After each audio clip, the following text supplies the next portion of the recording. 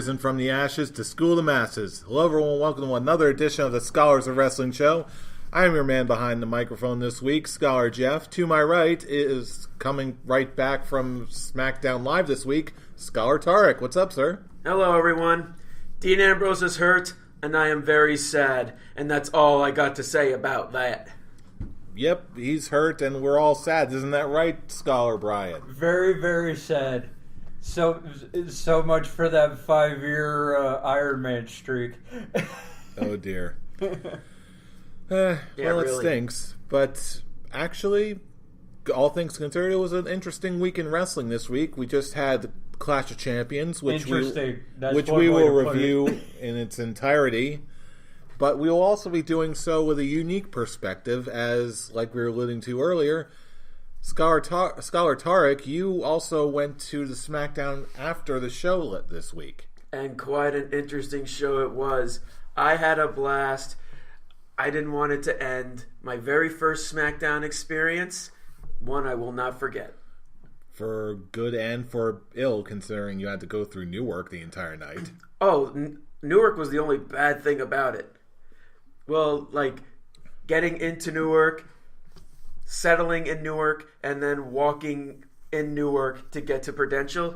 As I told you guys before we started recording, that was one hell of an experience that I actually want to forget because it'll haunt my nightmares.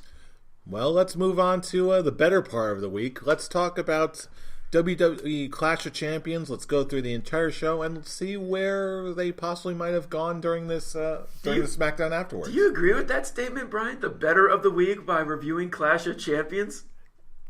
No, not even a little bit. I could see, and it's not even what you might think it is. I just don't see how anybody can think that this show was good. Well, let's break it down and find out for ourselves. This is WWE Clash of Champions 2017. Let's do this.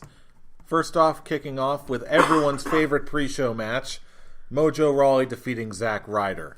This was actually the best built-up match on the card. Like, the pre-show match was the one with the most build, and it was all on social media, which is the Zack Ryder way. That's it. But, to tell you the truth, okay, this one of the best pre-show matches that I've seen since they started pre-show matches. I was really invested in this. Yeah. And before they started going at it on social media and all that, it would have been hard pressed for me to give a shit. But I actually gave a crap about this match, and Mojo Rawley put on a really good showing. Yeah, I wasn't sure if it was just me or what, but I was really impressed with the effort these guys put in. I really enjoyed this match a lot. I enjoyed the match. I enjoy what they're doing with Mojo Rawley. Like the shock with both of you when I actually admitted that a couple weeks ago. Here's a question: what did you think of his theme song?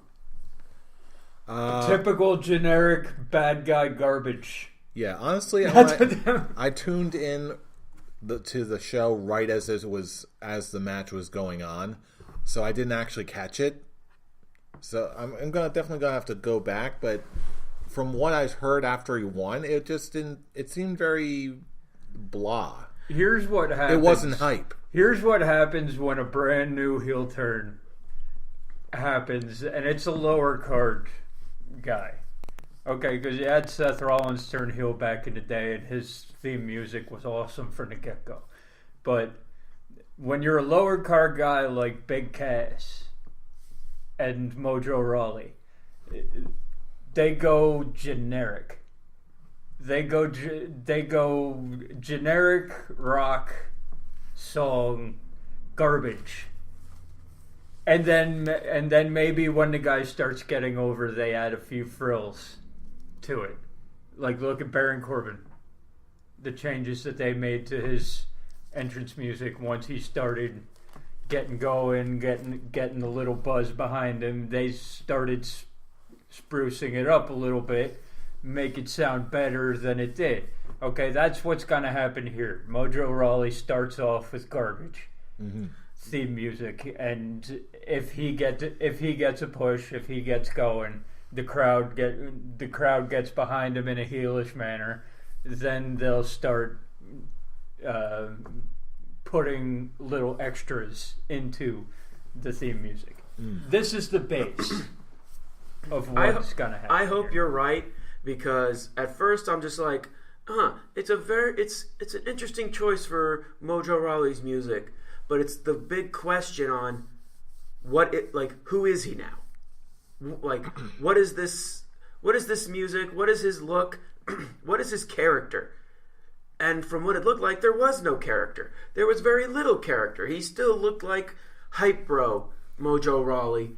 And then the match happened. I'm like, okay, his match with Zack Ryder's over. Let's move on. Let's start something fresh, like you're saying. Have him actually develop a character that's different from what he was before. Yeah, because that's the problem with how they built this up. Okay, you can only do so much on a cell phone. And then now I'm gonna go to the SmackDown show. They were the opening pre-show. They were the opening dark match of the show. Mojo and Zack. It was Mojo and the Colognes, surprisingly, and I'm like, holy shit, they still have a job. Mojo Rawley, which he still has the theme song. They just changed his video to a more colorful version of what he had at Clash of Champions. And nothing's different. And then it was them versus Zack Ryder and Breezango. Yeah, you're gonna have to give the theme song. It's not even just the theme song. Well, it's now looking more like, if he doesn't change anything, he's just going to be nothing more than an evil version of an evil hype bro. Well, so what would be different? Here's the deal. He beats people up and forces them to get hype. What happens is this just means that the WWE isn't confident yet in the ability of Mojo Rawley to switch up the character, which is dumb because watching that promo that he cut on that cell phone, that was a good promo. That was not scripted. That was just him off the cuff, and that was good stuff. Exactly. So you have him be that guy, but if the WWE scripts him, we've seen how bad it could be.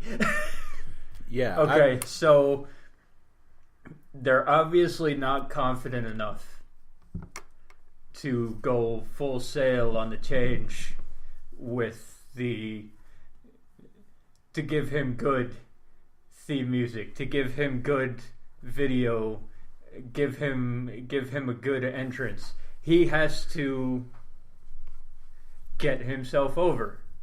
But here's for them to. Here's the $1 million question to that. If they're planning on having him break up and heel turn on Zack Ryder, why not plan something ahead of time? Why not actually give him a character that he can build and work on, other than just the fact that he's a mad hype bro? Because it's the WWE. I really wish there was a better answer than that, but it really is the question. I'm like, if they want to turn him heel, give him something give him something heel wise to work with, other than just him being angry at Zack Ryder holding him down. There's a reason why these old timers, Jericho, Big Show, Kane, they go and do interviews on the circuit, and they call out the awful creative writing team every time. It's because of stuff like this. Okay, we knew it's been coming for months that Mojo Rawley's gonna turn. It's gross, man. God damn it! But we knew Mojo's that been building his mojo. We knew for months. And then he exploded all over Zack Ryder. And then it just climaxed all over Zack Ryder, to the joy of all those SmackDown fans. All right, bye, fool. Bye, fool. God. We've done it. We've done it now. We pushed him away. He actually did just walk out the door. Who knows how long he'll be. Okay, but yeah. That's basic. We've known that the turn was happening. Okay, they were telegraphing it from the get-go. So yeah, they had plenty of time to do that, and they didn't. So all they did was that one promo from a cell phone on social media. It's the best thing he's ever done. It's the most natural he's ever sounded. Okay, and then they go back at the pay-per-view and it's generic Mojo hype bro stuff, and it's like, where was the guy from yesterday? Where was that? It's just like one thing I would have liked to see, because it was a dark match. The good guys won, and of course Zack Ryder is actually leeching off of Breezango's popularity, because Breezango was getting the huge pop and Zack Ryder was getting absolutely nothing. So I'm like, yes, Zack, cheer, be the leech of Breezango's glory. Can we call the Zack Ryder experiment over now? I sure as hell hope nobody gives a shit. What Zack Ryder experiment are you talking about? I'm saying that no one gives a shit. So can we move on from Zack Ryder? That's it. Considering he hasn't been a really huge deal, I think there's really not much to move on from. Right. The only place he can move on to is to reform that tag team with Kurt Hawkins, who is just as worthless as he is. The only thing he should move on to is the unemployment line. That's it. I wouldn't say that, because, again, just in a similar vein to what you're talking about with Kurt Hawkins, at least Kurt Hawkins is an enhancement talent. Exactly. At least I wouldn't say get him fired. Have him be just enhancement talent, because that's all he'll ever be. But when it comes to Mojo, I'm really hoping, like, now, because it was a dark match, it doesn't mean anything. Hopefully now he has time before they put him back on TV to actually build a character. Hell, if anything, have video packages of the new Mojo. Have him new debut. Because if he keeps feuding with Zack Ryder now, it's once again Zack Ryder's holding him down for different reasons. The one thing he really needs to do is carry off of that cell phone promo.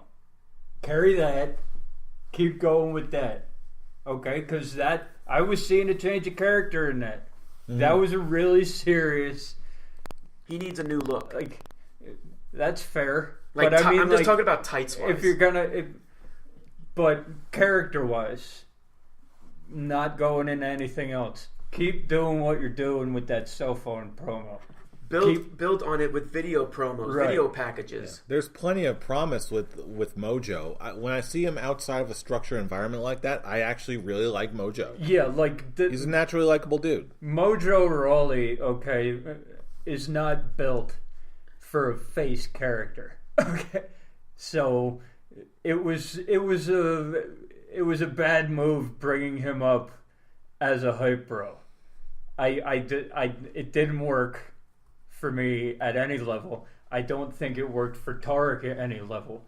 Okay, but this new character that he's got going, if they can actually bring it to the fore with what I saw on social media this weekend, if they could bring that in here, that's a good Mojo.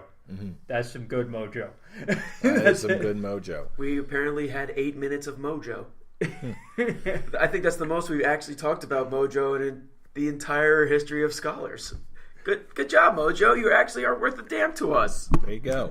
Speaking of being worth a damn, let's move on to the first match on the card. Dolph Ziggler defeated Baron Corbin and Bobby Roode to become the new United States champion. Brian, tell us all about it. Nope. You guys go ahead. I love when I was watching this with Charlie. I just turned. I'm like, imagine if all of a sudden Ziggler actually does win.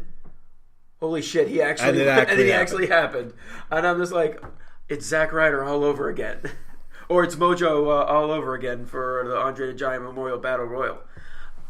No, I think you're right. I'm just thinking, imagine if Mojo actually did win the Andre the Giant Memorial Battle Royal. Okay, and then he did.